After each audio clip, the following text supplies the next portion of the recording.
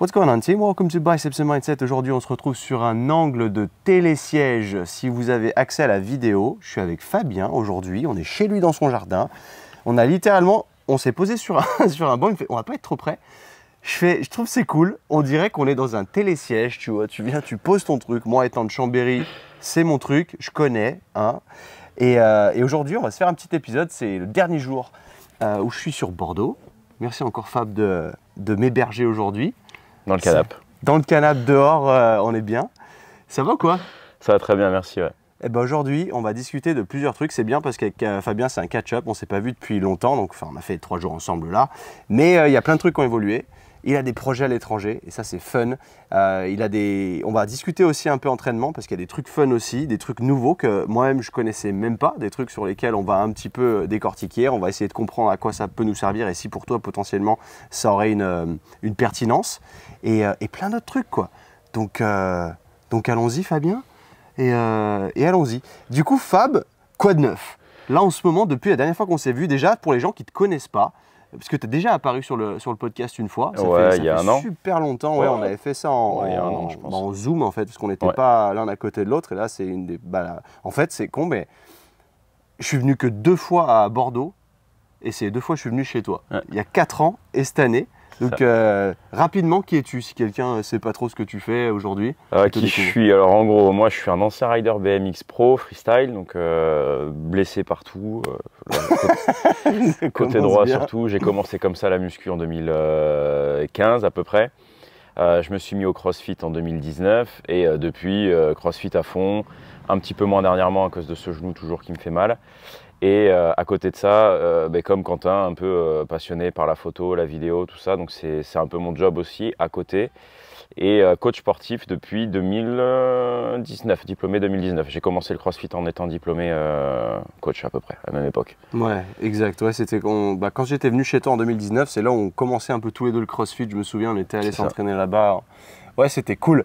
Et là, du coup, tu as pas mal changé d'avis, d'idées, de trucs, parce que récemment, tu m'as dit que potentiellement, tu irais bien t'installer à l'étranger. Ouais. Mais tu avais eu déjà des expériences à l'étranger. Toi, tu avais vécu en Australie. Je crois qu'on en avait parlé à l'époque. Ouais. C'était intéressant. C'est vrai qu'il y a beaucoup de gens qui, mine de rien, se cassent en Australie comme ça. Et c'est cool. Et c'est un truc absolument à faire grâce au PVT, en l'occurrence, où tu peux te barrer 1 an et faire un peu ta life comme ça. Et toi, aujourd'hui, tu es revenu te poser en France. Je me souviens que tu étais très dans la permaculture, dans l'écologie, dans le genre, je veux pas bouffer de la merde, en gros. Ouais, c'est ça. Je préfère limite faire grossir, parce que là, on voit pas trop. Bon, déjà, on voit quand même qu'il y a du vert autour de nous. C'est clair, c'est son jardin. Et derrière la caméra, il y a un potager gigantesque où il fait pousser lui-même. Déjà, explique-nous un petit peu ça, parce que je trouve que c'est intéressant, mine de rien. Et ça sensibilise. Ce que j'aime beaucoup, c'est la sensibilisation à la santé, à la bonne nutrition. Ouais, parce qu'il y a beaucoup en ce moment sur les réseaux pour vendre. Il y a tellement de concurrence dans le coaching sportif que les gens maintenant, pour appâter, c'est je te vends un lifestyle où tu vas pouvoir manger des burgers, des pizzas quand tu veux et quand même être sec à l'année. Mais mine de rien, même si ça va peut-être marcher au niveau des macros sur une courte période de temps, ça va fumer ta santé long terme, donc aucun intérêt. Alors, toi, tu es dans une démarche complètement inverse. Ouais, complètement, ouais, parce que ok, sur l'esthétique, tous ces trucs-là, ça va marcher. Tu peux faire des régimes avec de la merde et être sec et être beau. Mais il n'y a pas que ça. Enfin, pour moi, il n'y a pas que ça, du moins. Moi, tu vois, je veux surtout mettre en avant l'aspect santé. Et c'est pour ça qu'il y a un an, il y a un tout petit peu plus d'1 an, là, tu vois, on est en août. Donc moi, j'avais fait le potager, je l'ai commencé l'année dernière en mai. Fin avril, début mai, vraiment à la dernière minute, j'ai acheté un bouquin en fait, il s'appelle Permaculture, Juste Permaculture, il s'appelle? Ouais, c'est Julie Vernier. Parce que la permaculture, pour les gens qui ne connaissent pas du tout, rapidement, ça consiste en quoi? C'est en gros, c'est un potager, mais sans utiliser aucun produit chimique, ou du moins le moins possible. C'est du bio. Et tu as besoin de très peu d'eau aussi. Et il y a besoin de très peu d'eau. Ouais. C'est vraiment, en gros, un jardin en autonomie presque. C'est presque de l'autonomie. Il a presque rien. Enfin, toi, tu n'as presque rien à faire, en fait, à part cueillir tes plants et surveiller qu'il y ait assez d'eau une fois de temps en temps. Mais il y a en gros, tu as une couche de paille comme as entre la terre et l'air. Et du coup, ça permet en fait de garder l'humidité au sol. Donc du coup, tu arroses 1 fois par semaine et ça suffit largement. Ouais. Même en cas de grosse température, hein, ça suffit. Si tu as vraiment mis une grosse couche de paillage, ça suffit. Donc j'ai acheté ce bouquin, je l'ai lu en 3 jours. J'ai passé 7 jours mais full, 7 jours complets, de 6h du matin à 22h, j'ai construit des carrés potagers en bambou, j'ai tout découpé, enfin, j'ai fait j'ai préparé des buts, mais c'est des buts dans des bacs du coup, dans les bacs en bambou. Et en gros, j'ai fait des couches différentes de manière à mettre tout au fond des gros morceaux de bois, mais qui étaient déjà en train de se décomposer. D'accord. Par-dessus, j'ai mis des couches azotées, carbonées, azotées, carbonées, azotées, carbonées. Wow. En gros, de l'herbe sèche. Ça a l'air très compliqué quand tu le dis comme ça. C'est super simple, c'est bidon. Ouais, okay. C'est vraiment de la merde. Tout le monde peut le faire, c'est ridicule. Tu as plein de techniques pour le faire. Moi, la technique que j'ai fait, c'est des buts dans des bacs. Donc carbone, azote, carbone, carbone, azote. Du fumier du crottin de cheval non vermifugé, je précise, pour pas qu'il y ait de traitement chimique. Mais tu vois, elle a une pote, ma chérie, là, qui a une écurie. Et on a été chercher du crottin de cheval dans les champs de ses chevaux, qui n'avaient pas été vermifugés, du coup parfait pour l'utilisation au potager. J'ai remis un peu de terreau et de la terre par-dessus, j'ai paillé, j'ai planté mes trucs et ça a explosé. J'ai eu l'année dernière une récolte de malade, quoi. On avait des courgettes, sans déconner, hein, 2,5 kg comme as, hein, grosses comme ça. Plus grosses que dans le commerce et aussi meilleures. Et largement meilleure. Ouais. Après la taille, tu peux les récupérer petites, hein, c'est parce que je les laissais pousser, tu vois. Ouais. Et on trouvait ça super bon pour en faire des grillades ou de les farcir derrière. Enfin, c'était. Ah, c'est ouf. Donc la permaculture, moi j'ai grave kiffé, tu vois. J'ai commencé comme ça il y a 1 an et demi là, je dirais. Et cette année j'ai recommencé. Il y a plus de choses, il y a des pastèques à côté, il y a du melon. C'est incroyable. Je croise les doigts, cette année j'ai pas eu trop de mildiou, donc j'ai des tomates aussi. L'année dernière j'avais perdu toutes mes récoltes de tomates à cause de ça. Le mildiou c'est un champignon. Ouais, le but c'est de t'auto-gérer. T'auto-suffire, exactement. On n'achète presque pas de légumes de l'été, quoi, en gros. Ouais. À partir de juin jusqu'à octobre, novembre, on va quand même dans le commerce acheter certaines choses, mais les légumes, du moins, on n'a pas besoin, quoi. Ouais. Non, ça c'est vraiment cool. Donc tu es dans cette démarche-là, toi, aujourd'hui. Et parce que je reviens là-dessus parce que tu m'as parlé d'un projet que tu avais du coup de partir potentiellement vivre à l'étranger, mais tu as commencé à vraiment t'installer ici. Qu'est-ce qui a fait qu'il y a eu ce changement? Parce que si tu as commencé à ouvrir, tu as acheté une maison, tu as fait tout ce potager, tu étais un peu là genre maintenant je reste là, quoi. Donc qu'est-ce qui s'est passé hein? C'est quoi le... Oui, non. Alors du coup c'est parti, on a déjà un petit van, mais un petit, si vous voulez savoir, un Jumpy, tu vois, c'est pas très gros. Les Citroën Jumpy, c'est l'équivalent d'un transporteur chez Volkswagen ou d'un Vito chez Mercedes, même un tout petit peu plus petit. Et on avait pour projet à la base de s'acheter un gros truc, tu vois les livreurs de chez UPS là, voilà, un truc comme ça, un L4 H4, donc vraiment les plus gros modèles. Ah, tu voulais te barrer avec ça? Ouais, et on voulait avec ma chérie se faire un tour du monde comme ça pendant 1 an ou 2, enfin plusieurs mois, et être complètement indépendant là-dessus. Après on a tous les deux des business qui peuvent se gérer en ligne, donc c'est pour ça qu'on avait cette idée là. Donc le potager, non, c'était pas vraiment un truc qui allait nous empêcher de bouger, tu vois. On peut le laisser comme ça en friche, il va pas crever, enfin il y aura rien du coup. Mais donc c'était parti de ça. Et ayant voyagé et tout, et puis même là je vois la situation en France qui me plaît plus du tout. Moi c'était le Covid un peu qui m'a ouvert les yeux sur comment le gouvernement fonctionnait et tout ça, enfin que les scientifiques de renommée étaient complètement mis à l'écart, enfin ça m'a fait briller. Et le fait de prendre conscience de tout ça, ça m'a donné envie, tu vois, de me barrer un petit peu plus loin de toute cette occidentalisation, je ne sais pas si ça peut se dire comme ça, mais cette société occidentale. De vouloir sortir du moins du système et de s'autosuffire en fait, en dehors de système. Ça je te suis complètement. Et c'est vrai que quand tu as commencé en disant depuis le Covid, machin, je me suis dit, tu sais, les gars qui vont faire direct conspiration, machin, ça c'est un classique. Mais en vérité, je pense que le plus grand secret, c'est ce que j'essaye de faire moi, c'est de sortir du système totalement, de se dire je m'autosuffis à la fois financièrement, je m'autosuffis sur ma localisation géographique, c'est-à-dire que j'ai une liberté géographique qui me permet de ne pas tenir là-dessus, donc ça veut dire que je peux exporter une entreprise ailleurs, je ne suis pas obligé de la faire en France, je peux la faire dans n'importe quel autre pays, je peux aller me fiscaliser ailleurs aussi, mais en continuellement grandir en tant qu'entrepreneur, businessman sur mon truc. Et ce qui fait qu'à partir de là, tu es plus soumis à certaines régulations, tu fais ce que tu veux. Et si jamais il y a des choses comme des couvre-feux ou ce genre de délire, des confinements ou quoi, tu n'y es pas forcément, tu n'es pas obligé de respecter parce que tu n'es plus là. Si tu veux, tu te casses en fait, au lieu de te plaindre de la situation parce que tu ne veux pas être soumis à ça, mais tu n'as pas le choix. La plupart du temps, tu vas, ton boulot est ici, tu n'as pas le choix, en fait, tu payes tes impôts là, donc ils te disent tu fais ça, tu fermes ta gueule, tu fais ça, tu fermes ta gueule. Et ça fait chier. Et je te suis complètement là-dessus, et c'est vrai que quand on y pense, au lieu de se plaindre, parce que c'est vrai que le peuple français, on est comme ça, hein, on est des Français aussi, on se plaint beaucoup. On est un peuple à la fois rebelle et qui se plaint beaucoup, et c'est une généralité, et c'est vrai. Et je m'en suis rendu compte, et c'est vrai qu'après, quand tu te remets un petit peu en perspective, c'est ok, mais qu'est-ce que je peux faire du coup pour améliorer cette situation à mon échelle, vu que moi, je ne vais pas avoir un poids suffisamment fort pour faire changer la vie à tout le monde. Soit tu décides de créer une révolution vraiment et que tu deviens un gourou et que tu arrives avec tes pioches, tu vas à la Bastille à l'ancienne, ou alors tu te dis ok, alors déjà évidemment, là où ils sont très forts, c'est diviser pour mieux régner. Donc on n'est plus vraiment connecté. Donc c'est très dur de rassembler beaucoup de gens autour d'un mouvement aujourd'hui, comme à l'ancienne si tu veux. Donc du coup, tu te dis, s'il n'y a pas cet effet de groupe, tu sors. Voilà, moi tout seul, qu'est-ce que je peux faire? Au lieu de me plaindre là et chialer et dire que j'arrive pas à finir les fins de mois mais que je fume un paquet de clopes par jour, c'est pas vrai, hein, c'est pas moi, hein, mais c'est voilà, il y en a des comme ça. Qui écoute ce podcast-là? J'en doute, mais il y en a des comme ça. Qu'est-ce que je peux faire moi pour améliorer cette situation? En tout cas pour moi, ma famille, mettre les gens que j'aime à l'abri, c'est de se développer en ligne, c'est de se débrouiller pour gagner de l'argent, peu importe que tu sois à Bali ou ici. Et ça, c'est extrêmement important. Ça te permet de sortir du système. Parce que le jour où parce qu'il y a un truc encore plus fort que ça, c'est si jamais. Donc, il y a parce que dans ma tête, j'ai déjà un scénario, il va très très loin. Mais au début, on est là, on te confine. On te dit, il y a un couvre-feu, il y a machin, il y a ça, t'es pas content, tu fais ça. Et il y a un jour où ils vont s'amuser à friser nos assets. Ils vont friser nos comptes en banque. Tout ça, donc ayez des comptes en ligne. Tu vois, ça c'est une aparté, hein, mais ayez des comptes sur des néobanques un peu partout. Ça peut aider. Accessoirement, si le jour vous vous retrouvez face à une situation comme ça, vous êtes keblo, ça m'est pas arrivé, hein, mais on anticipe, on sait jamais. Tu sais, tu peux être un doomsday prepper ou tu peux être dans la conspiration ou quoi. En vrai, moi je m'en fous. Moi, j'aimerais bien me préparer pour les zombies. Tu vois, on sait jamais. On sait vraiment jamais. Tu vois, j'aimerais bien avoir un AR-15 chez moi, mais je le fais pas parce que vu que je vais repartir à l'étranger, voilà. Mais si je restais en France, crois-moi que j'aurais un AR-15 chez moi. Je peux t'assurer. Tu vois, il y a des gars comme Guillaume Guillot, ils ont un AR-15 chez eux. Et ça, ils ont raison, tu vois. Ouais. Tu vois ce que c'est un AR-15? C'est un pistolet, un fusil d'assaut. C'est une M4 en fait. Ouais, c'est un fusil d'assaut américain, mais parce que les gens connaissent pas trop, mais après c'est pareil, tu vois, là on rentre dans des trucs où les gens disent oh les armes à feu, vous êtes fous, machin.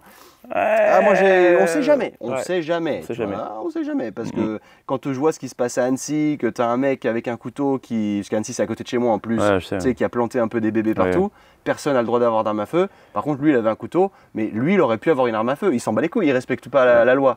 Par contre, toi qui respectes la loi, t'as pas le droit d'avoir ce genre d'arme, t'as pas le droit d'avoir une matraque télescopique, ne serait-ce que dans ton coffre. Vu que toi tu suis la loi, tu as plus de chances de te faire buter parce que le mec en face, qui est hors la loi, il s'en bat les couilles. Ouais.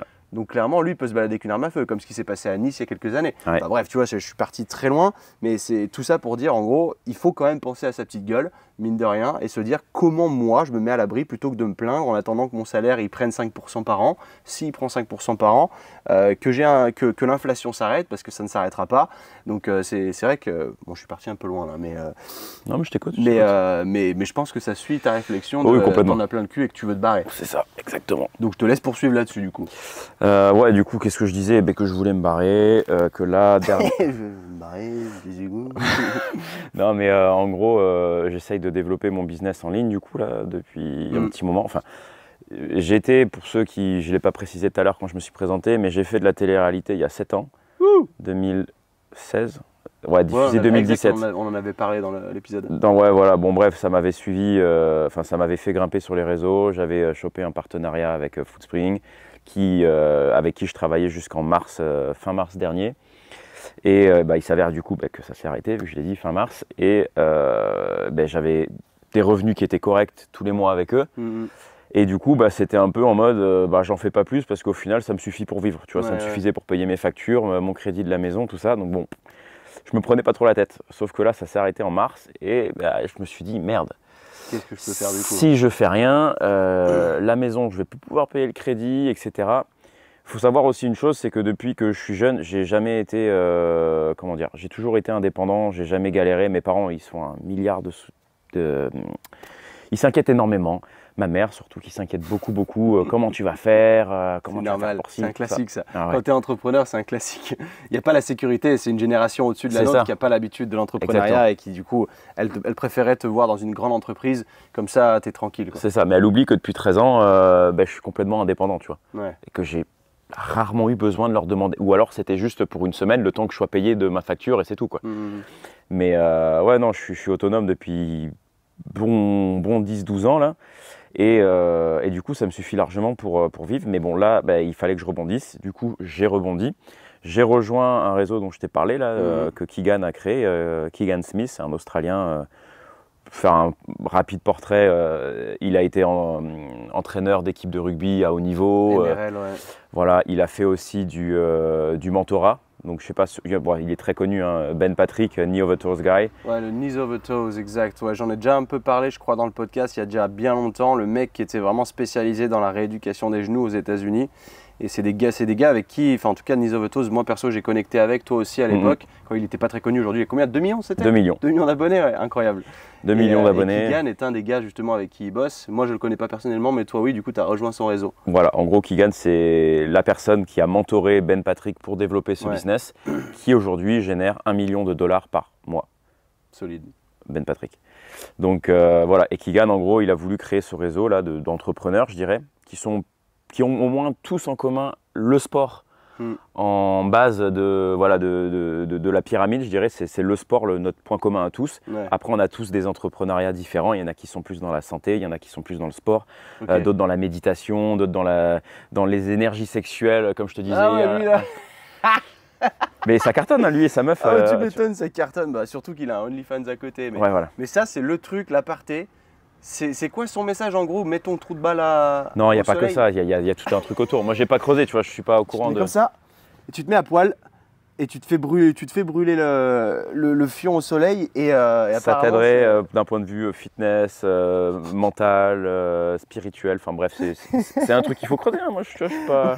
Non, je suis d'accord. Ça me fait peur, mais je suis pas fermé à connaître davantage là-dessus. Ouais, ça me fait tellement rire, putain, c'est génial. Et qu'est-ce que je disais d'autre juste avant? Donc ouais, donc Uncommon Success. En gros, on est plusieurs entrepreneurs, on a tous ce truc-là en commun, le sport, et c'est un réseau qui a pour but de développer des petits villages, de créer des petits villages partout dans le monde. Là, j'étais au Monténégro il y a 2-3 semaines. Exact. Pendant 10 jours. C'est là où j'ai rencontré Keegan du coup en personne et d'autres players, on appelle ça les autres entrepreneurs. On est tous des players dans le game. Et voilà, donc on va dans des villages, on peut s'entraîner, il y a tout ce qu'il faut pour s'entraîner. On est en général nourri et logé, bien entendu. Et on travaille. En gros, on travaille, on s'entraîne. C'est un cercle d'hommes pour le moment. C'est uniquement des hommes.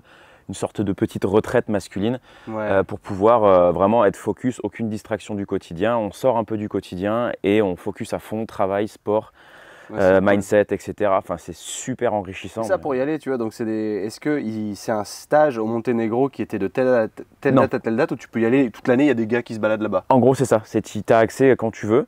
Ouais. Mais tu payes un membership à l'année pour y aller. Mais tu n'as pas besoin de booker les dates en amont.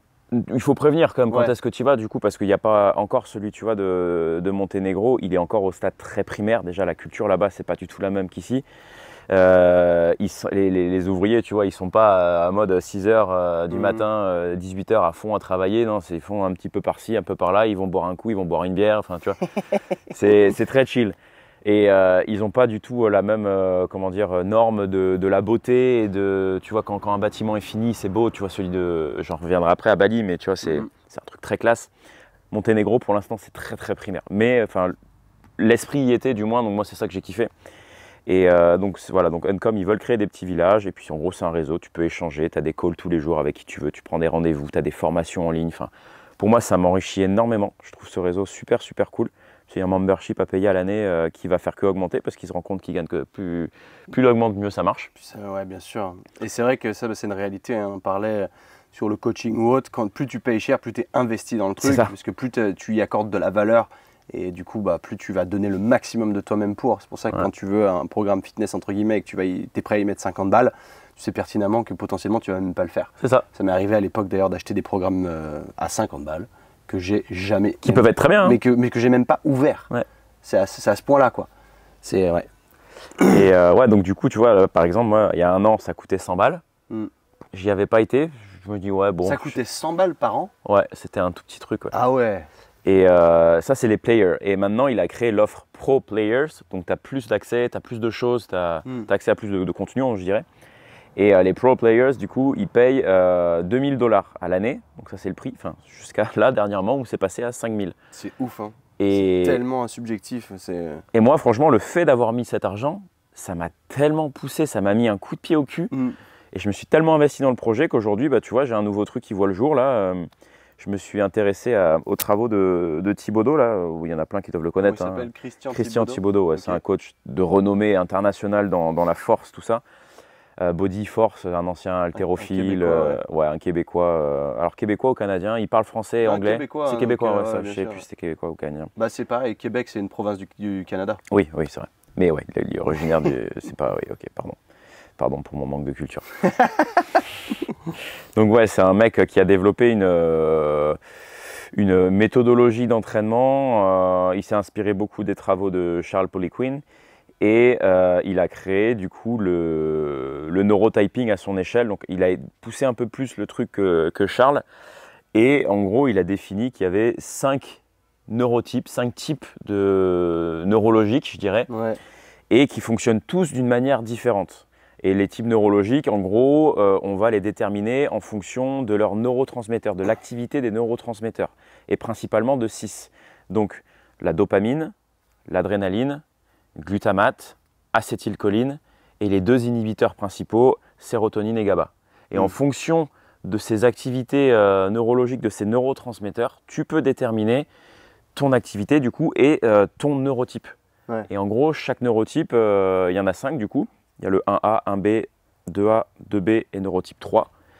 Et graduellement, par exemple, si on prend une échelle de stress, le 1A il est là, 1B, 2A, 2B et 3. Donc en gros, ceux qui sont le plus sujets au stress, plus tu t'approches de 3, plus tu es sujet au stress. Ok. Donc voilà un peu l'histoire des neurotransmetteurs. Ouais, c'était hyper intéressant parce que tu m'as envoyé un message de nulle part juste avant que je te dise que j'allais arriver telle date. Oui. Et j'ai jamais entendu parler de ça.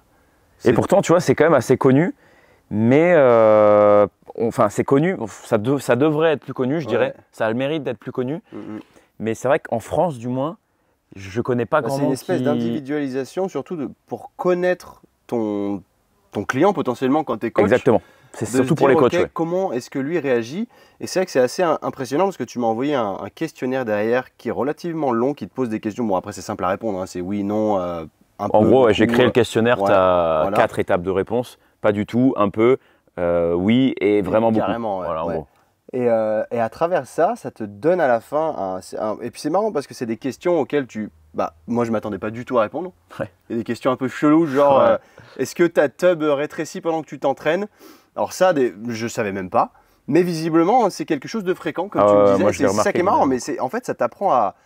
Bah du coup, c'est masculin pour le coup. Est-ce que ta tub rétrécit? Je peux pas le demander à une femme, ça, non. Ouais, du coup, mais est-ce que le questionnaire, du coup, si tu peux le demander à une femme? Tu peux le faire avec des femmes, moi je le fais avec des femmes. Hein. C'est juste que des questions que tu... Il y a certaines questions qui s'appliquent pas. Bah 2 principalement, quoi. Ouais, après, il y a combien de questions? Il y en a beaucoup. 100, une bonne centaine, 102, je crois. Donc à la limite, tu sautes ces 2 questions-là, c'est pas très grave. Mais moi, c'est celle qui m'a marqué forcément, parce que tu te dis, je m'attendais pas à répondre à ce genre de questions. Et tu dois vraiment réfléchir. Tu te dis, est-ce que bon, pour les femmes, c'est vrai que pour les mecs, nous, ça fluctue en fonction de ce qu'on fait. Hein. C'est vrai que c'est assez hallucinant. Et du coup, tu te dis, est-ce que pendant l'entraînement, c'est pas une question à laquelle tu te penses, mais quand je vais pisser à l'entraînement, comment elle est? Est-ce qu'elle est plutôt dans la haute range ou la small range, tu vois? Et c'est vrai que moi, ce qui m'a le plus choqué, c'est à la fin, quand tu m'as donné le fameux neurotype qui m'appartenait et qu'on a regardé la définition. Et c'est là où tu te retrouves, c'est un peu, j'ai l'impression, c'est comme les gens qui... Bon, ça m'a l'air quand même plus pertinent que l'horoscope. Mais tu sais, l'horoscope, du coup, tu as l'impression que tu te reconnais toujours dans le truc, machin. Mais du coup, ça te permet d'avoir à la fois cet aspect d'appartenance à un groupe, quelque part, parce que tu dis, je fais partie des 1B, en tout cas pour moi. Et toi, c'était quoi? Moi, c'est 2B. 2B. Et c'est ouf, on va les décortiquer un petit peu de ce que tu pourras en dire, les grandes lignes de chaque profil. Parce que du coup, ça peut déterminer ton adhérence à un certain programme. C'est ça. En fait, comme je l'ai dit tout à l'heure, j'ai parlé de l'échelle de stress, par exemple. Donc rien que ça peut déjà aider à aiguiller l'entraînement. Par exemple, un neurotype 3 qui est vraiment le plus susceptible d'être amené à être anxieux, tout ça, l'anxiété. Ben, tu ne vas pas lui filer un programme d'un 1A. Clairement, lui, le 1A, c'est plus le mec intensité plus, qui a besoin de voir les chiffres sur la barre monter tout le temps à chaque session, de faire un peu le coq à la salle, de montrer, tu vois, c'est moi le plus fort. Il a une grosse estime de lui, le 1A, par exemple. Ah oui, le 1A, j'avais vu, c'était le compétiteur... Maxi++, ouais. Ouais, c'est en gros tous les gars au game, c'est des 1A, quoi. Pas que. Pas que. Le 1B s'en rapproche aussi quand même beaucoup. Ok. Voilà. Mais ouais, 1A, c'est vraiment le compétiteur par excellence. Le mec, le compétiteur plus, qui aura une grosse estime de lui, qui va vraiment vouloir tout le temps, comme je disais, ouais, tu vois, voir les charges monter, toujours vouloir être le premier. L'échec, par exemple, pour lui, ça va vraiment le flinguer. Si le fait de perdre, de rater un livre, tout ça, ça va le... Mentalement, il va prendre un gros coup, mental, Ok. Crois pas que juste parce que tu es un compétiteur, tu es un 1A. Ce que je ferais de toute façon, ton lien de questionnaire, je le mettrai dans la bio, dans la description du podcast et comme ça vous permettra de voir ce que vous êtes vous.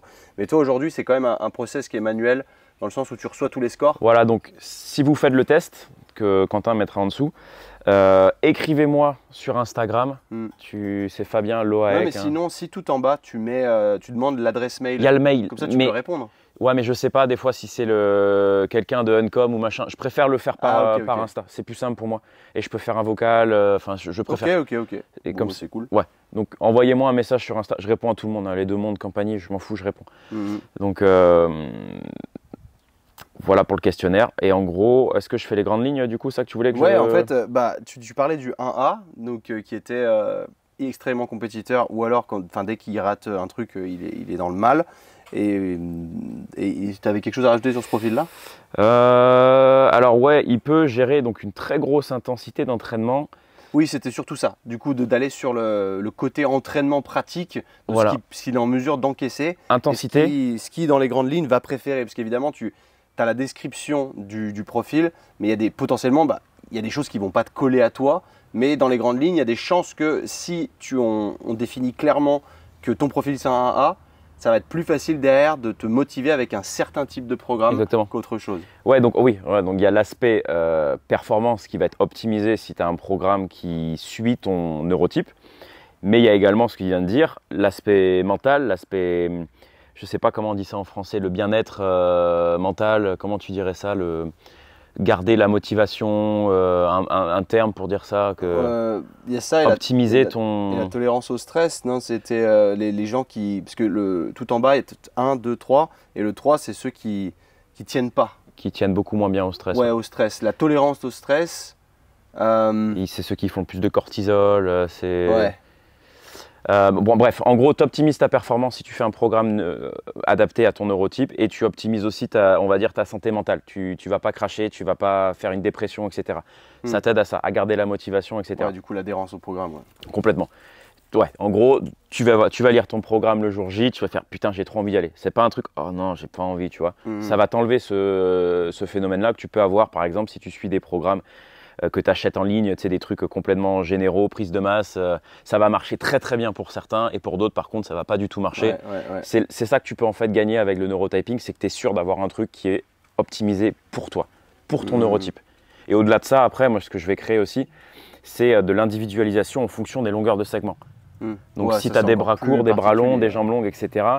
Admettons, vous devez le savoir, hein, si vous avez testé, vous avez le wingspan, on appelle ça, c'est l'envergure de majeur à majeur quand tu as les bras tendus comme ça sur le côté. Si tu as une envergure beaucoup plus longue que ta hauteur, ta taille, ça veut dire que tu as les bras longs. Et quelqu'un qui a les bras longs, par exemple, s'il va faire du développé couché, on l'a fait l'autre jour, avant-hier, on a fait un EMOM 5 reps par minute. Lui, son ressenti musculaire, c'était quoi? C'était les épaules? Moi, c'est les delts qui prennent beaucoup. Voilà, épaules. Moi, c'était les pecs énormément. Pourquoi? Parce que j'ai des bras beaucoup plus longs que lui par rapport à son envergure, par rapport à sa taille, pardon. Ce qui fait que l'étirement, il va être beaucoup plus prononcé parce que la taille de bras que j'ai, le temps que je descends tout en bas. Plus large. Ou même si je prends plus près, du coup, ça va pareil, ça va étirer à fond au niveau des pecs. En mesure d'aller étirer autant. Voilà. Et donc, les exercices, par exemple, pour un mec qui veut faire du bodybuilding, je ne parle pas là de performance, juste de bodybuilding, qui veut avoir des gros triceps, un mec comme moi, par exemple, s'il fait que du bench ou des exercices, on va dire, type bench, qui engendre un gros travail pectoral à cause de cette taille de bras, il ne va pas prendre des triceps plus que ça. Il aura besoin de faire beaucoup de mouvements d'isolation. Pareil pour les biceps. Traction, moi je vais recruter quasiment mes dorsaux. Mes biceps, ils ne vont pas travailler.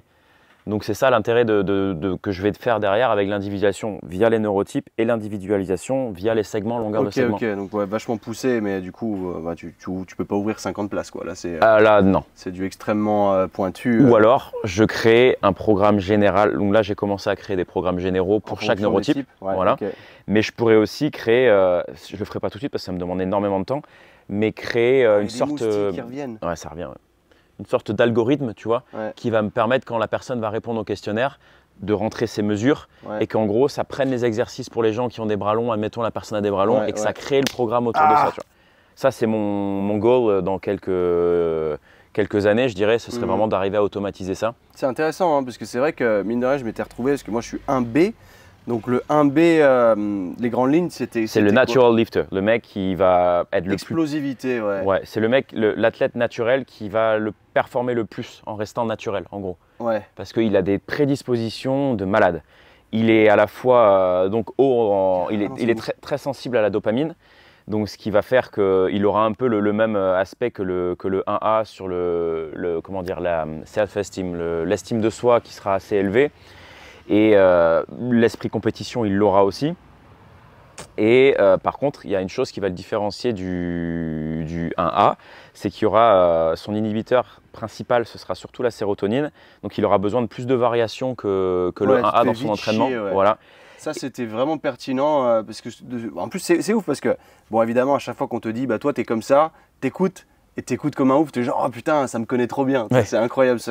Il y avait évidemment des trucs où tu te reconnais un peu moins, mais je me suis reconnu dans énormément de choses. Quand on a écouté ça, je me souviens, je rigolais tout seul, je disais, c'est incroyable.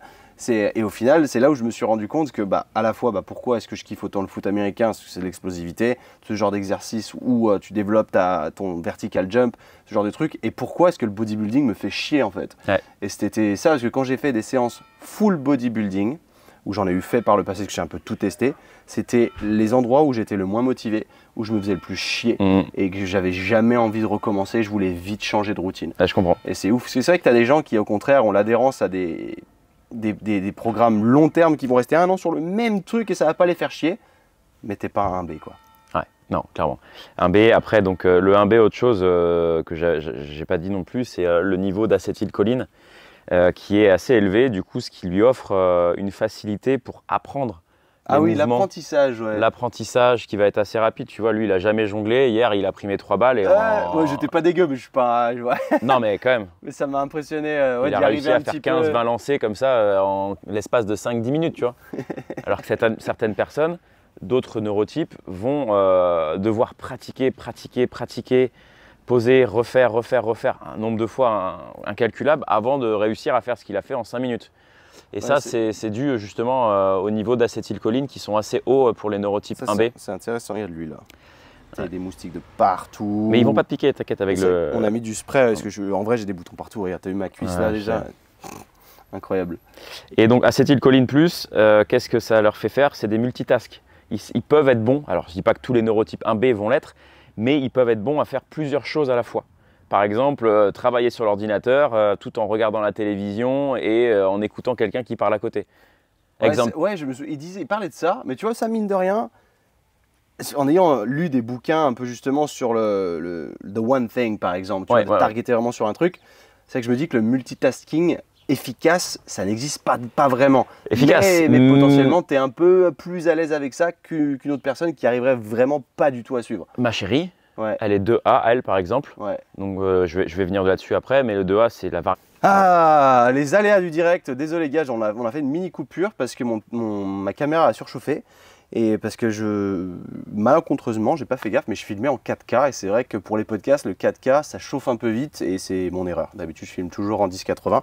Bref, nous étions sur le 2A, Mélanie par exemple, ma chérie, qui elle a besoin. C'est même pas que c'est même pas qu'elle arrive à faire des choses en multitask, c'est qu'elle a besoin de faire ça pour travailler. Elle n'arrive pas à travailler dans une pièce où il n'y a pas de bruit, où il n'y a rien qui se passe, par exemple. Elle a besoin qu'il y ait de l'animation ? Elle a besoin qu'il y ait de l'animation. Bon, après, elle a des ADHD, là, tu sais, les troubles de l'attention, un peu, là. Ouais, ok. Et elle a besoin de ça. Genre, si elle regarde un film, elle ne pourra pas suivre le film si elle ne fait que le regarder. Elle aura besoin de faire autre chose à côté en même temps. Ah ouais ? Ok. Bon, c'est autre chose, mais bon, bref, c'est 2A, tu vois, c'est acétylcholine aussi. Ok. Acétylcholine plus chez 2A. Je pense que j'ai dit à peu près tout le principal sur le 1B. Il a aussi, donc j'ai dit variation. Il aura besoin un peu de variation, changer, mais même dans l'entraînement, tu vois. Si tu le fais un entraînement de push, par exemple, eh ben, pourquoi pas rajouter un petit exercice de pull en dedans sa série de… Oui, c'était ça, exact, tu as raison. Il aimait faire plus d'exercices que plus de séries par exercice. C'est ça. Ouais. Ça, c'est le 1B. Ensuite, tu as le 2A. Donc, le 2A, c'est le social caméléon, le mec qui va vraiment s'adapter très facilement au comportement des autres. T'as dit le combien? Le 2A. Le 2A, ouais. 2A. Okay. 2B également, il va être assez bon avec ça. Par contre, le 2A et 2B, 2B surtout. Le 2A, non, le 2A, il a low self-esteem, un petit peu, surtout le 2B, ça. Mais en gros, ils auront un petit peu besoin que les autres les aiment, les autres parlent d'eux, valident ce qu'ils font pour se sentir bien. Ok. Ah oui, exact, il y avait ça comme question. Ouais. Donc voilà, et le 2A, c'est le mec qui… Alors oui, je ne l'ai pas dit. 1A, 1B, on est vraiment sur l'aspect surtout l'effort, on va dire, neuro. Il aura besoin de faire des efforts lourds ou accélérés. Le travail neurologique, c'est ce dont il a besoin. Tout ce qui est nerveux, on va dire. Et plus tu t'approches du neurotype 3, on va dire graduellement comme ça, pareil, plus tu vas être propice à être plus réceptif à du travail musculaire. L'exemple, par exemple, un 2B, c'est plus le bodybuilder. Ah ouais, tu vois, plus body du coup. Sensation, mind-muscle connection, qui va avoir besoin de la sensation pour ressentir les muscles travailler, c'est ça qui va le motiver, tu vois. D'accord.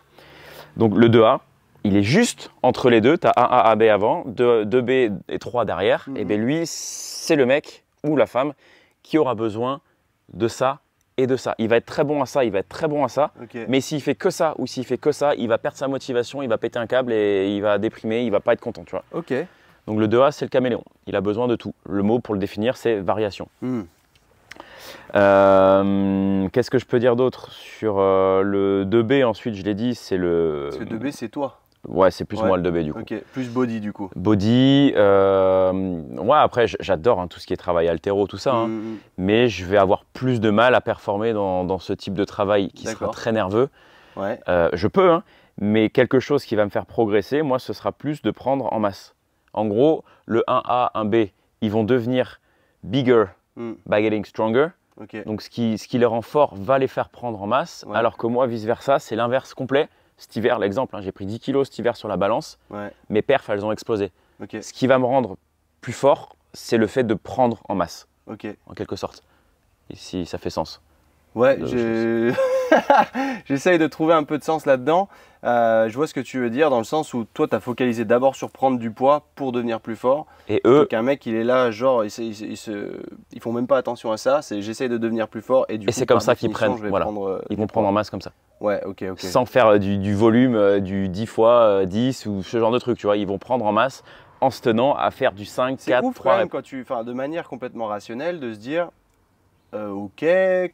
quand du coup physiologiquement c'est un peu différent, c'est pas les mêmes méthodes auxquelles tu vas répondre. Moi je le vois surtout parce qu'après derrière, est-ce que, je sais pas, je viens un peu de découvrir tout ça, de me dire comment ça se fait qu'il y a des gens, genre ils vont mieux répondre à ça, d'autres mieux répondre à ça, et ça fait sens, on n'est pas tous les mêmes, en réalité il y a une différence. Mais c'est vrai que moi ce que j'aime beaucoup c'est l'adhérence au programme, c'est qu'est-ce qui va te permettre de tenir long terme, parce qu'on dit toujours ce qui va marcher pour toi, c'est le programme qui va te faire kiffer. Voilà, dans lequel si tu prends aucun plaisir dans ton programme, tu as beau prendre le meilleur programme du monde ou le plus cher du monde ou quoi, et même si tu es investi dedans, mais ça te fait chier. Donc au bout d'un moment, ton adhérence, elle va tomber, tu ne seras pas aussi performante parce que ça te fait chier. C'est aussi simple que ça. C'est pour ça qu'il y a toujours des fights entre qu'est-ce que c'est le meilleur split, est-ce que c'est le full body, le PPL, le split, le body split. Mais réellement, il n'y en a pas. Tu vois, évidemment, si tu prends scientifiquement parlant, il y a des études qui ont dit le full body, c'est un peu supérieur.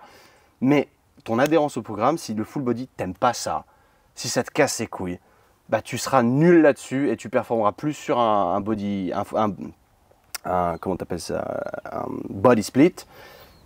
Mais du coup, ça marchera pour toi parce que tu kiffes. C'est aussi simple que ça, quoi.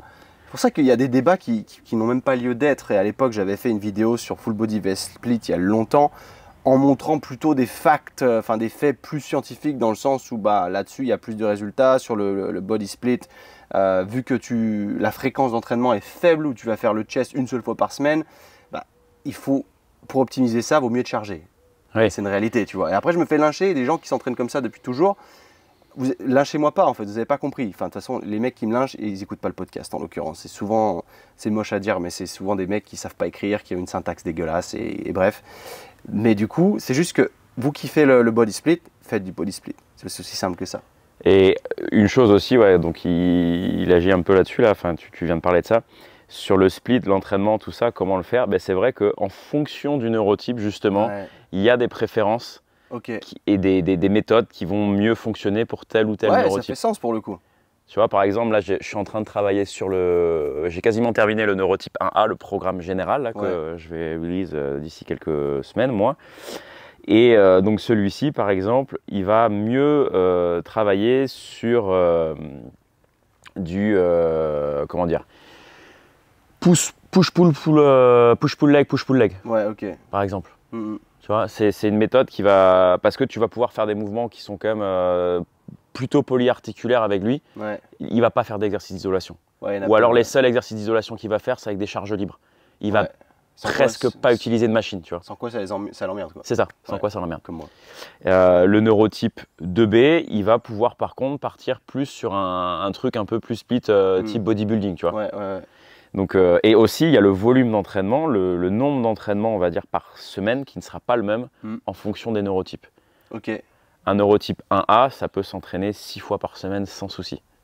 1B, pareil, 5-6 fois, c'est pas un souci. Donc, sans prendre en compte le facteur adaptation de je rentre du volume, mon corps s'adapte, donc je rentre encore plus de volume.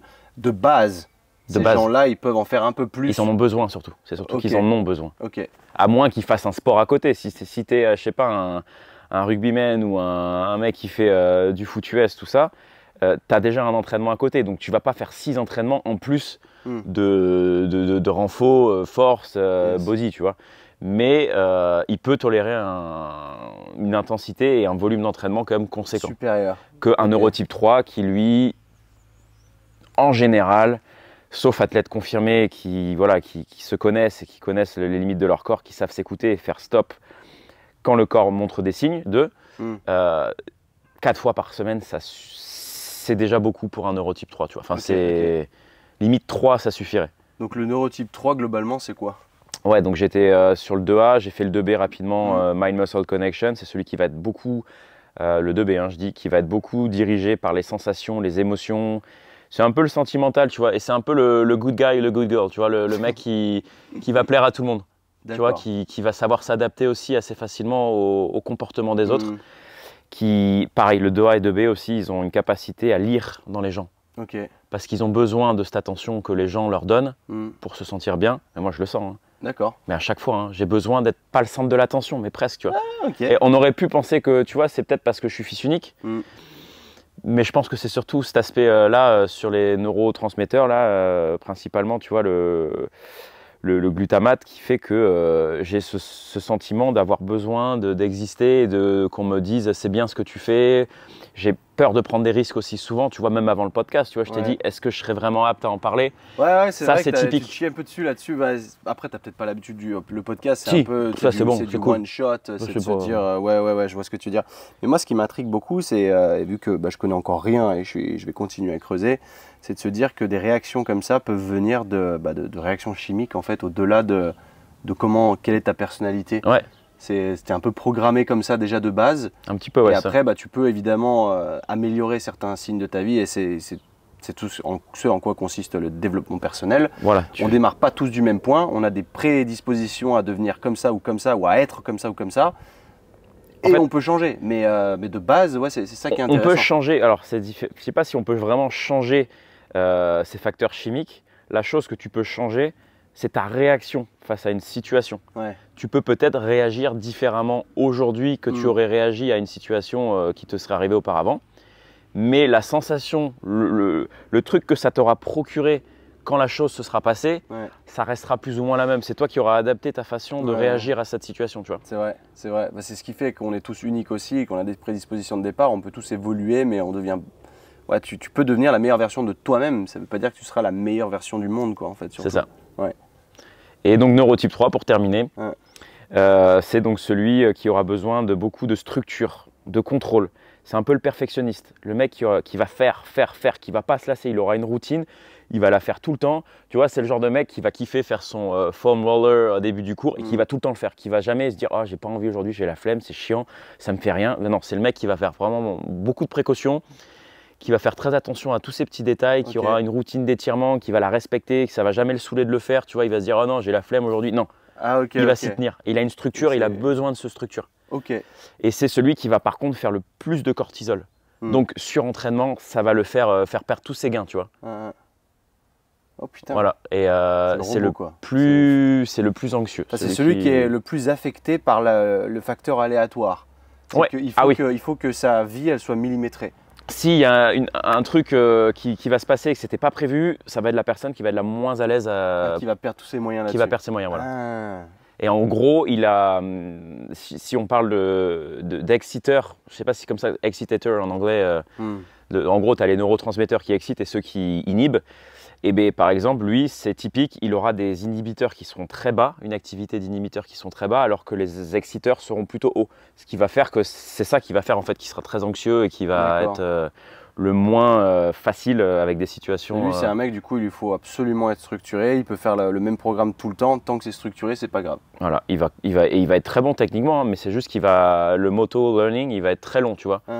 Il va pas apprendre les choses comme ça instantanément. D'accord, il a besoin de plus de travail pour acquérir les trucs. Donc en fait, c'est pas un mec doué né. Par contre, pour y arriver, il va devoir bosser plus que les autres, mais du coup, c'est un bosseur, donc potentiellement. Il va y arriver. Ouais, potentiellement, il va atteindre plus qu'un mec qui a du talent. Tu sais, on dit hard work beats talent when talent doesn't work hard. C'est ça, ouais.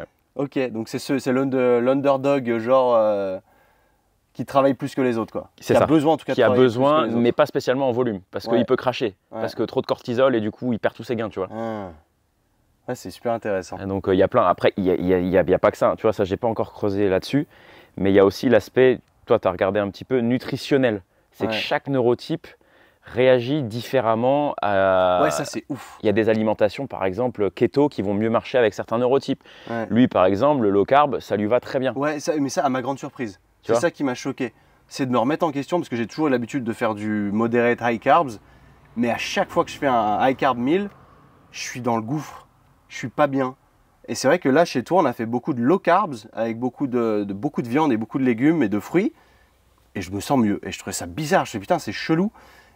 Mais visiblement, ça correspondait au 1B, magiquement parlant ou pas, tu vois. Mais est-ce que c'est une coïncidence? J'en sais rien. Mais c'est vrai que moi, ayant l'habitude de faire plus de carbs, c'est vrai que, d'autant que là, j'ai attaqué une sèche où je fais vachement plus gaffe à ce que je mange, d'autant à mes sources de bouffe, je veux qu'elles soient le moins transformées possible. Du coup, je vais aller vers les ingrédients bruts le plus souvent possible. Et c'est vrai que maintenant, mes sources de glucides à proprement parler purs, déjà, j'ai la flemme de faire du riz, donc j'en mange même plus. Parce que j'ai pas de rice cooker et c'est chiant à faire.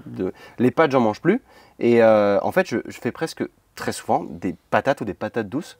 Et ça passe impeccablement bien, en fait, ça. Et là, comme on l'a fait ici, des légumes, des fruits et puis de la viande, nos problèmes. C'est incroyable. Là, moi, j'ai découvert ça, pareil. Je suis un péteur, mais péteur-né. Je pète toutes les 2 minutes en temps normal. Jusqu'à là récemment où j'ai un peu changé mon alimentation pour tester. Quand j'ai été au Monténégro justement, ils sont pas carnivores mais ils mangent beaucoup de viande. Ça fait partie un peu de leur hygiène de vie, c'est un peu ce qu'ils partagent. À Bali ils font pareil, hein, c'est très carnivore, beaucoup de viande rouge. Et des fruits. Et il n'y a pas de carbs en fait à proprement parler. Enfin, je sais pas s'ils font griller des patates, ce qui serait pas con. Mais en tout cas, ils font pas griller, il n'y a pas de riz. Ils mangent pas beaucoup. Ça arrive, hein, dans le restaurant à Time Chamber, tu vois, ils en font. Il y a des plats différents que ça, plus classiques, je dirais. Il y a un restaurant là maintenant? Ah oui, tu as un restaurant. Hein. C'est cool, ok. Et on en reviendra juste après, on en parlera vite fait. Mais qu'est-ce que je disais là-dessus? Ouais, du coup, j'ai changé un petit peu mon alimentation dernièrement et ma chérie, elle est contente parce que je ne pète plus. Tu ne pètes plus? Sauf hier soir, on a mangé du riz aujourd'hui. Ouais, c'est ouf que le riz, du coup… Mais c'est vrai que tu vois, pour le coup, pour avoir essayé beaucoup de types de diètes différentes, et quand j'ai testé le vegan à proprement parler, pour moi, ça a été horrible. Des inconforts, tu sais, il y a des gens pour qui ça marche peut-être. Moi, j'ai un boops qui a poussé. Ouais, c'est vrai, toi, c'est chaud. Des inconforts vraiment au niveau estomac, pas d'énergie, et des gaz.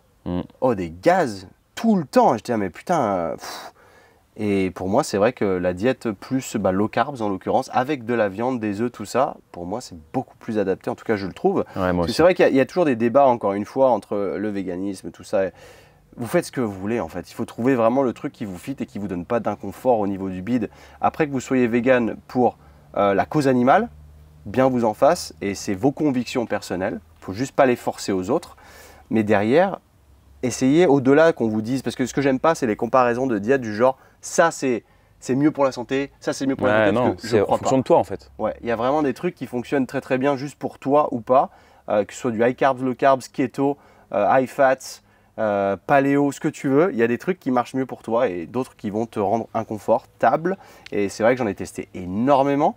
Et aujourd'hui, c'est le modéré to low carbs qui me convient le mieux en fait. Moi pareil. Pour l'instant, c'est ce que je me sens, c'est ce dans quoi je me sens le mieux aujourd'hui. Donc à voir, là je vais partir à Bali du coup. Ouais, du coup la prochaine étape, donc toi c'était, donc t'as ta maison tout ça, mais en fait tu veux te barrer quand même. Ouais. Le but c'est de se barrer à l'étranger et là tu avais repéré Bali.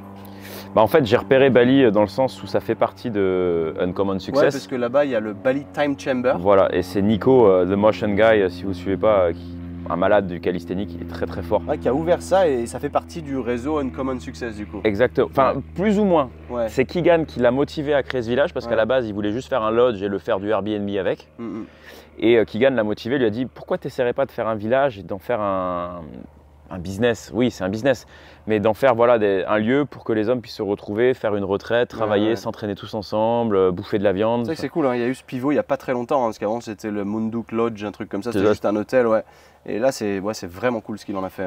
Et du coup il m'a contacté, Nico, parce qu'on a un autre pote en commun, Nico aussi, qui était là-bas il n'y a pas longtemps, et qui lui a dit que son pote faisait des vidéos. Comment? Un pote en commun, Nico qui? Nico, il s'appelle Nicolas Mercadier. Ah ouais, non, un pote en commun, lui et moi. Ouais, moi je le connais pas. Ouais. Non, pardon, oui, pas toi. Et du coup, il était là-bas avec sa chérie. Continue, juste vérifier si on tourne toujours parce que non, j'ai peur. Oui, ça tourne. Ouais, très bien. Et donc, ce pote nous a plus ou moins rapprochés. On se connaissait vite fait des réseaux, Nico et moi, mais sans plus, tu vois. Et il l'a mis en contact là dernièrement, lui a dit que je faisais des vidéos, que j'avais envie de bouger, etc., de voyager, pourquoi pas de vivre à l'étranger. Et il m'a proposé là d'aller le rencontrer du coup pour qu'on en parle. Et pourquoi pas devenir son vidéaste sur le Time Chamber. Alors vivre là-bas complètement à l'année, je sais pas, j'y ai jamais encore été. Moi ma chérie elle y a été en novembre dernier, elle est rentrée, elle m'a dit bébé je vais aller vivre à Bali. Ok. C'est déjà un bon signe. C'est déjà un bon signe, donc je vais moi tester aussi, voir si ça me plaît, tu vois. Est-ce que tu n'y es pas encore allé là? Moi, j'y ai pas encore été. Donc, je vais y aller là d'ici, je sais pas quand. J'ai pas pris des billets d'avion, mais en gros, dans moins d'une semaine. Ouais, moins, parce que je dois être de retour à Bordeaux le 15 et j'ai envie d'y passer au moins 3 semaines, tu vois, pour vraiment. Attends, le 15 septembre? Septembre, ouais. Ah oui, je vais dire quoi, le 15 août, c'est dans 4 jours. Non, donc du coup, voilà, je vais y aller là pour rencontrer Nico, voir un peu la Time Chamber, comment ça se passe et voir ce qu'il a à me proposer d'un point de vue professionnel. Est-ce que ça colle avec moi, ce que je recherche, etc. Et potentiellement me montrer un terrain aussi pour construire une maison pas très loin de tout ça. Ça, c'est ouf. Hein. Et pour beaucoup moins cher que ce qu'on connaît ici en France, quoi. Donc c'est ça qui pourrait. Donc là, tu aurais le terrain avec la maison, combien tu disais? Quelque chose comme 120 000 balles. 120 000 euros avec une villa dessus, c'est incroyable. Perdu au milieu de nulle part. Hein. Ouais, faut pas s'attendre à être en plein milieu d'une ville, proche de tout. C'est au nord de Bali, c'est sûr que proche de rien. Tu habites là-bas si tu aimes vraiment la tranquillité plus et que tu as un business qui tourne en ligne, quoi. Voilà. Sinon c'est mort. C'est à 2 heures de la ville la plus proche, je crois, quelque chose comme ça. Enfin, en tout cas, si tu vas de Canggu, si tu veux une grande ville, il faut 2-3 heures. Enfin, après, Bali, il n'y a pas de grande ville, quoi, mais en tout cas, la civilisation, entre guillemets, Canggu, c'est à 2-3 heures en scooter, je crois, de Munduk, puisque Bali, ça reste une île, c'est pas gigantesque, mais tu verras ça. Ouais. Donc voilà, je vais m'y faire, là, je vais aller tester ça et je verrai si. Enfin, je pense que oui. Hein. Quand je vois la France, comment c'est en train de tourner, ça me donne pas envie d'y rester. Donc, Ouais, je t'avoue que je te suis beaucoup là-dessus. Hein. Là, moi, je pars dans 2 mois et je compte pas revenir en France.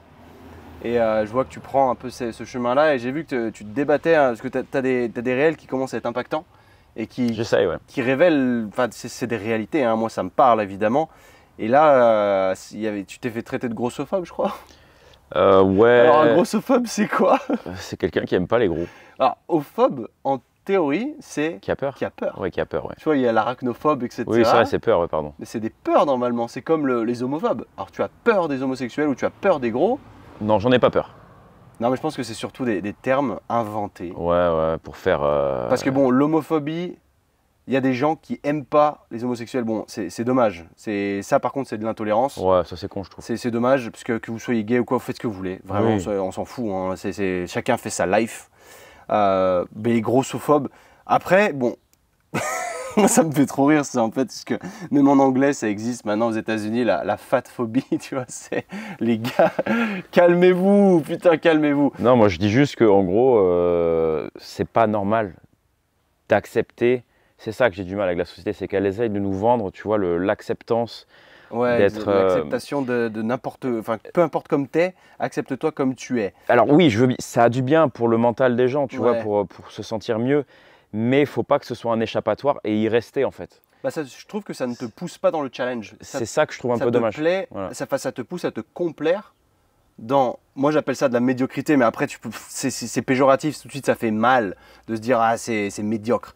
Mais de te complaire de comme tu es, ça veut dire que. C'est un mal-être au final, c'est accepter un mal-être. On ne te pousse pas à l'évolution, à devenir une meilleure personne, parce que dans tous les cas, quand tu es obèse, tu n'es pas en bonne santé, déjà. Donc, tu peux t'accepter comme ça, mais tu n'es pas en bonne santé. Mais c'est vrai. Ah non, mais c'est compliqué de dire que tu es en bonne santé, de l'accepter, tu vois. Non, tu peux pas être en bonne santé. Tu peux t'accepter et te dire, ok, bah, je me sens bien dans mon corps obèse, très bien pour toi, mais gros, sache que tu n'es pas en bonne santé. Et ça, c'est dommage. Après, ta santé, bah, quelque part, tu meurs, ça affecte que toi et ta famille. Nous, ça ne nous affecte pas. Mais c'est notre message aussi, on est actif sur les réseaux sociaux pour pousser les gens à devenir des meilleures versions d'eux-mêmes, de se sortir les doigts et d'arrêter de rester au palier le plus bas. Et c'est ça qui est dommage. On en parlait d'ailleurs hier. C'était quand... Ah non, putain, j'en parlais avec Guillaume Briand du personnage World of Warcraft. Je trouve que ça a une pertinence énorme. C'est qu'aujourd'hui, tu vas être obèse, tu vas t'accepter entre guillemets. Je dis pas que c'est le stéréotype de genre t'es obèse, t'as des boutons sur la gueule, des lunettes et tu joues à World of Warcraft. Non. Tout le monde joue à World of Warcraft ou quoi, mais. Non. Mais non, j'ai jamais joué non plus. Ok. J'ai jamais joué parce que mon PC de l'époque faisait pas tourner World of Warcraft. Okay. Donc ça a été un mal pour un bien. Okay. Mais j'ai joué à des jeux et des MMORPG quand même. Et c'est vrai que tu te prends de passion pour ton personnage, tu as envie de le voir évoluer, mais tu es coincé dans ce monde virtuel parce que dans la réalité, ton personnage à toi, il est là, il est en chair et en os, mais il n'évolue pas. Et c'est dommage de se prendre de passion pour un personnage virtuel qui au final ne t'apporte rien dans cette vraie vie, parce que dès que tu déconnectes du jeu vidéo, bah, tu es toujours le même. Et toi, par contre, tu n'as pas des épées en or, tu n'as pas fait une armure enchantée de feu. Et voilà, tu n'as pas ça. Donc toi, ta protection, elle est où? Ça veut dire que tu vas au boulot tous les jours, mais tu n'es pas dans le personnage que tu aimerais incarner. Et c'est ça qui est bête, parce que tu peux y arriver. Et c'est par exemple la Bali Time Chamber, j'adore le message, parce que bon, c'est une référence masculine des gars qui sont nés dans les années 90. Ouais. Parce que c'est Dragon Ball Z, la salle du temps, la salle de l'esprit et du temps, la Time Chamber. C'est une salle où tu vas, en dehors de ce monde, il ne se passe qu'une journée, mais à l'intérieur de la salle du temps, il se passe un an. Et en fait, tu t'es entraîné un an, mais quand tu ressors, il n'y a que 24 heures qui se sont écoulées. Mais du coup, tu es devenu bien meilleur et tu as travaillé sur ton développement personnel, ton développement de toi. En l'occurrence, là, c'est un développement physique pur et dur pour devenir un Saiyan, quoi, un DBZ. Mais aussi entrepreneuriat quand même. Ouais, là, le but, il est là, du coup. Il est de devenir une meilleure personne, que ce soit physique ou mentale. Et moi, ce que je fais, tu vois, le Hybrid Training Club, quelque part, c'est ça. Pas à une échelle physique, mais une échelle club online, c'est ça. Le but, c'est de se pousser. J'accepte pas des gens qui se complaisent. Et les gens qui se complaisent, ils n'ont rien à faire chez moi, en fait. Ils n'ont même pas envie de venir. Si tu viens chez moi, c'est que tu as envie de changer. Et ça peut être un changement au-delà du physique. Et ça me plaît. C'est le développement, de se dire, tu n'es pas bloqué aujourd'hui dans toute ta vie. Tu vas vivre plusieurs personnages. Tu évolues, tu n'es plus la même personne. C'est aussi pour ça que je me fais enlever tous mes tatouages, parce que je connecte plus avec cette personne qui les voulait. Et tu vois que tu changes, mais tu changes parce que tu as envie plus tu découvres, plus tu te laisses l'opportunité d'évoluer, de devenir une personne qui est plus pertinente, en tout cas de ton opinion, qui est plus sage. Ouais. Parce que je trouve que, moi j'écoute beaucoup, c'est Bedros Koulian, je t'en parlais, qui a 50 ans, 49, et il parle de sagesse, lui. C'est ça qui est hyper important, ce mot sagesse, la wisdom. Il dit, c'est dommage parce qu'à 25-30 ans, tu ne l'as pas. Tu ne peux que vivre et accumuler des expériences dans le but d'accumuler, de développer cette petite sagesse petit à petit. Et cette sagesse, tu ne l'auras pas avant que tu aies 50 ans, en fait. Mais quand tu as 50 ans et que tu reflètes et tu te dis, putain, c'est con, si j'avais eu la sagesse que j'ai aujourd'hui à 30 ans, ce que j'aurais pu accomplir. Et le but, il est là, et c'est ça qui est beau, parce que tu as beaucoup de gens ceux qui tout ça pour en revenir, parce que c'est un cercle qui va revenir à exactement le point qu'on a abordé au départ, de se dire que tu te complais. Bah, si tu te complais, la sagesse, tu l'auras jamais en fait. C'est ça, tu vas vas pas évoluer. Exactement. Tu avais un truc à rajouter là-dessus? Là-dessus, non, ben, en gros, ouais, si, je me suis fait lyncher un petit peu avec cette vidéo. Oui, là, oui, parce que c'était ça. parce que j'ai utilisé ce terme aussi de médiocrité, ouais. se complaire dans quelque chose qui n'est pas sain. C'est ça que je trouvais médiocre. Et le message est peut-être un peu mal pris par certaines personnes, parce que je ne dis pas que parce que tu es en surpoids, tu n'essayes pas. Mais certaines personnes sont en surpoids et n'essayent pas. Et c'est à ces personnes-là que je voulais m'adresser. Ce n'est pas à toutes les personnes qui sont en surpoids. Parce qu'il y en a qui sont en surpoids et qui essayent tous les jours, qui se donnent les moyens, qui se battent. Et ce message-là ne leur était pas destiné. C'est ça que je voulais préciser, tu vois, dans cette vidéo. Parce que je l'ai mal fait, ça a été mal pris peut-être. Et certaines personnes qui, elles, peuvent être en surpoids et qui se donnent à fond, se sont senties mal, tu vois, à cause de cette vidéo. Je vois surtout aussi que dans la société aujourd'hui, on a tellement plus de risques, tu sais, de se faire manger dans la rue par un lion, par exemple. Il y a plus cet aspect de survie constante, qu'on est offensé très rapidement. Au moindre petit commentaire, on se sent offusqué, offensé, au point de mettre des commentaires négatifs. Et moi, quand je prends des commentaires négatifs, j'ai plus de la pitié, ça me fait de la peine pour ces gens, que je me dis, mais vous avez vraiment rien d'autre à faire que de dépenser votre énergie là-dessus. Et c'est dommage. Et c'est vrai que dans la grossophobie, entre guillemets, les gens en surpoids, il y a beaucoup de gens qui se cachent derrière une certaine génétique. Ouais, mais toute ma famille est comme ça. Et évidemment, moi, ça me gonfle. Là où je les rejoins, c'est que tu as en effet des gens qui ont plus de mal à perdre du poids. Enfin, tu as des gens qui vont grossir plus facilement. Ouais. Ça, c'est une certitude. Les morphotypes, c'est une réalité. Il y a des gens, malheureusement, ils prennent du poids plus facilement que d'autres. Tu as des gens qui ont une hygiène de vie dégueulasse, mais c'est des squelettes. Et ils ont un métabolisme, c'est une Ferrari. Et ils sont maigres, ils n'ont pas de muscles ou quoi, ils ont même une petite biassouille. Les skinny fat. Mais voilà, les skinny fat, voilà. Et ils ne sont pas gros, en fait, ils ne sont pas obèses. Et le fait que je dise ils ne sont pas gros, peut-être que ça va être mal pris. Pas en surpoids. Moi, j'utilise le thème surpoids. Ouais, mais tu vois, c'est ça qui me fatigue aussi. Je me force, tu vois. C'est qu'aujourd'hui, parce que j'ai pas envie de vexer. Il faut prendre des pincettes. Ouais, je sais, mais bon, c'est comme ça, malheureusement. T'es gros, t'es maigre. Moi, faut appeler un chat, quoi. Et ça, j'aime pas. Et c'est vrai que c'est la société actuelle qui nous fait. Mais je veux pas changer. C'est pour ça aussi que je veux me casser. Ouais, comme ça, t'es plus emmerdé. Voilà, c'est fatigant. Mais bon, bref. Moi, à travers ces messages-là, j'espère aider dans tous les cas et pas offenser les gens. Si ça vous offense, c'est que vous n'avez pas la réflexion de vous dire. C'est sûrement bénéfique pour moi d'écouter, tu vois. Au-delà, en fait, tu prends ta douleur, tu l'encaisses et le message va t'aider à te sortir de là. Si tu prends pas ta douleur et que tu n'arrives pas, en fait, tu vas y rester. Tu vas rester dedans, évidemment. Et ça, c'est dommage. Mais on n'est pas en train de dire que du coup, tout le monde est égal.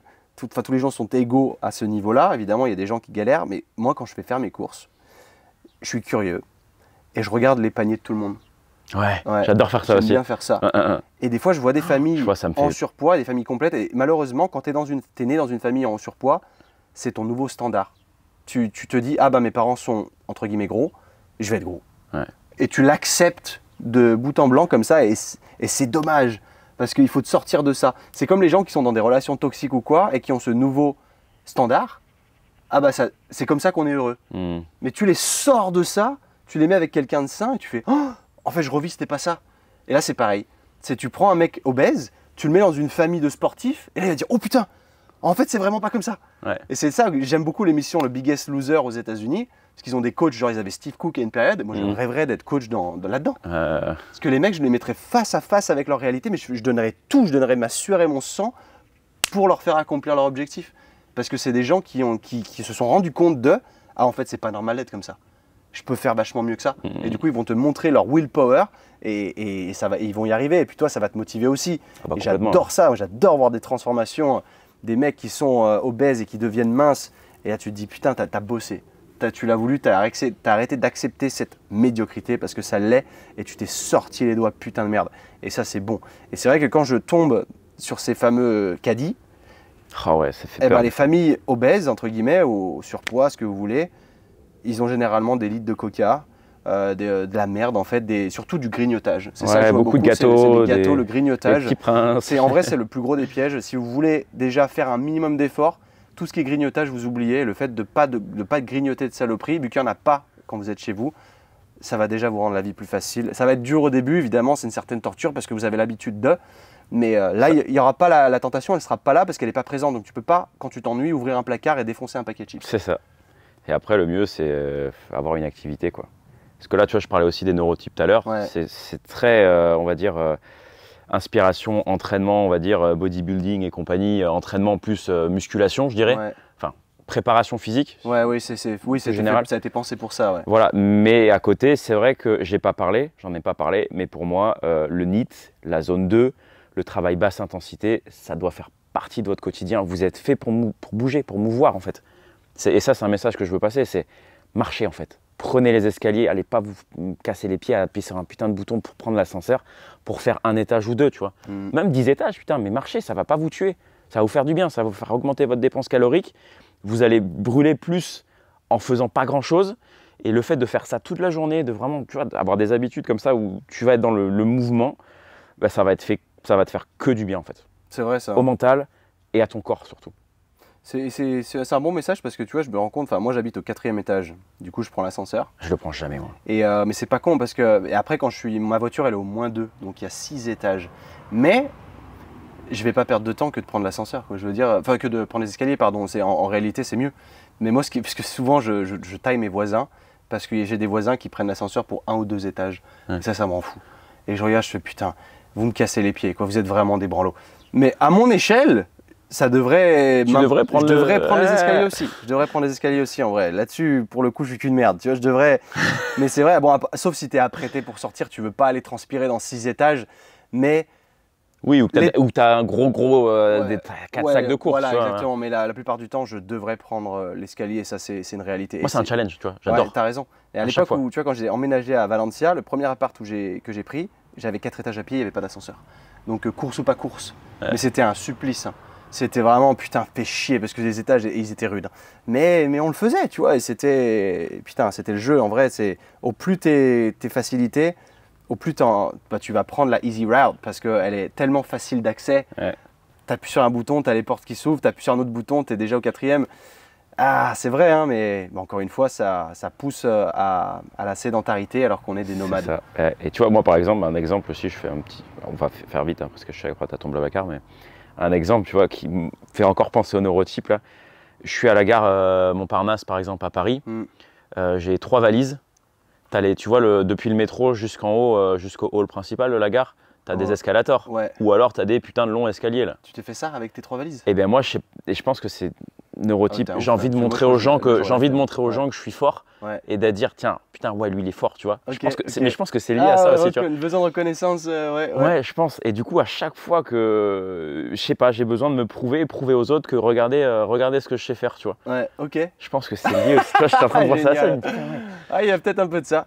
Mais bah, c'est fort, hein, c'est fort. Parce que ça, moi, je me connais, j'aurais pas pris les escaliers. Et tout le temps, tu vois. Mais ouais. Ou alors, tu vois, les aéroports, tu as des espèces de. C'est pas des escalators, mais. Les power-up où tu marches vite. Tu marches vite. Ouais, et ben moi, je me mets à côté, je marche plus vite avec toutes mes valises, tu vois. J'aime bien. Moi, quand j'ai juste un sac à dos ou un sac, quand tu sors du métro ou quoi, il y a les escalators ou les escaliers. Et les escalators, généralement, sont blindés. Je prends toujours les escaliers. Par du coup, ça, je m'en branle. Et je préfère être. Parce que moi, j'aime pas trop la foule. Quand t'es compacté en plus, je préfère me dire, ok, moi, je vais marcher, mais je vais être tout seul. Donc, ouais, cool. Ok, bah, mec, ça fait plaisir. On a parlé plus longtemps que ce que je pensais. Parce que c'est vrai que j'ai mon Blablacar pour descendre à Biarritz d'ici une petite heure. Donc, c'est parfait. Je pense qu'on a bien discuté. Ouais, cool. C'était cool. Ouais. C'est les gens pour te trouver aujourd'hui. Principalement sur Instagram. Hein. C'est Fabien-du-bas Loaec, c'est breton, donc Loaec. Et vous me trouverez sur Insta facilement. Donc, ceux qui veulent faire le formulaire. Ouais, tu mettras le lien. Ouais, et comme ça, ils t'enverront un message sur Instagram. Sur Insta en même temps, voilà. Cool. Je suis très accessible, hein, comme je le disais, je réponds à tout le monde. Soyez cool avec moi, soyez gentils, je serai gentil. Quel homme. Parfait. Bon, les gars, vous savez ce qu'il vous reste à faire. Vous remplissez le formulaire. C'est gratuit, hein, de toute façon. Hein. Ça peut juste vous en apprendre plus sur vous. Et moi, ça m'aidera, tu vois, aussi à mieux comprendre un petit peu plus j'aurai de questionnaires. Et plus j'aurai analysé de questionnaires, plus j'aurai de data. Et plus ce sera facile pour moi ensuite en un claquement de doigts, de voir la personne, parler avec elle 2-3 minutes et bam, toi, t'es neurotype 1B. Ok. Boom, ouais, super intéressant de pouvoir détecter au premier coup d'œil limite, quoi. C'est ça, ouais. Ok, super. Bah écoute, cool. Et si jamais, j'en parle aussi, si vous voulez vraiment avoir un test qui a été vérifié depuis plusieurs années, qui fonctionne aussi, vous pouvez aller voir sur le site de la personne qui m'a formé, du coup, Christian Thibaudot. C'est un questionnaire qui est payant. Ouais, il le fait payer, lui, par lui, il le contre, fait payer, voilà. C'est 30 €. C'est 30 balles et ça vous donne un résultat un peu plus précis en fonction de vous êtes tant de pourcents ça, tant de pourcents ça, tant de pourcents ça. Voilà. Ouais. Moi, c'est plus ton neurotype principal, c'est celui-ci, basta. Je ne vais pas creuser plus loin en fait. Je donne juste celui qui ressort le plus par rapport au questionnaire. D'accord. Eh bah, très cool, en tout cas très instructionnel, je dirais. Moi j'ai appris plein de trucs sur ces fameux neurotypes, c'est super cool et ça demande à être creusé davantage. Ouais. Merci Fab. Avec plaisir, c'est Quentin. Super cool. Merci à encore toi. de m'héberger chez toi. Et les gars, je compte sur vous. Partagez le podcast s'il vous a plu. Si en tout cas vous pensez que ça peut impacter au moins une personne, c'est cool, ça double l'audience. Laissez une review, donc un 5 étoiles sur Spotify ou un 5 étoiles plus un commentaire sur Apple Podcast. Je vous en serai éternellement reconnaissant, c'est cool. On se retrouve semaine pro. Peace!